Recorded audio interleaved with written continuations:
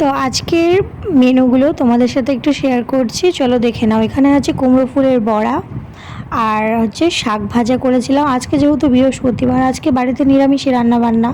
তো নিরামিষে রান্নাবান্না বলতে অনেক কিছু রান্না হয়ে যায়, একটা দু পদ তিন পদ করতে করতে সেই 4-5 পদ হয়েই যায়।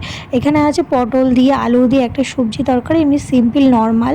তো নিরামিষ যেহেতু অনেক রকমই রান্না হবে, আর মাছ হলে তো 1-2 রকম কি 3 রকম হয়, তবুও হয়ে যায়। আর এখানে ভেন্ডি একটু সিদ্ধ দিয়ে দিয়েছিলাম।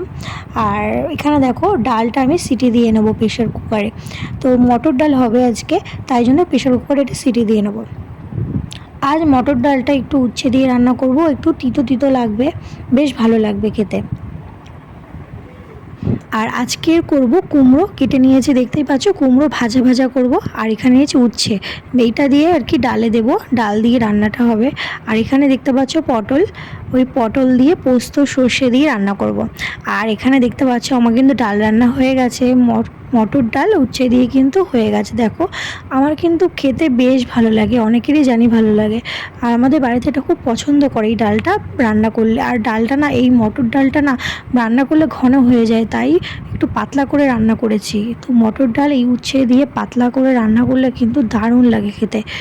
আর আর হয়েছে এখানে কুমড়ো যে ভাজা ভাজা করেছি একটু, আর করেছিলাম পটল সর্ষে পোস্ত দিয়ে রান্না করেছিলাম, কালো জিরে ফোড়ন দিয়ে রান্না করেছিলাম।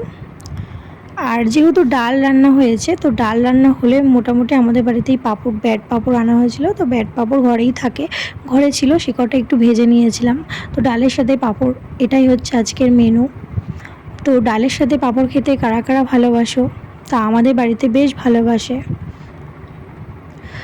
তো ডালের সাথে পাঁপড়টা বেশ জমে যাবে। তো এই পর্যন্ত ভিডিওটা, টাটা।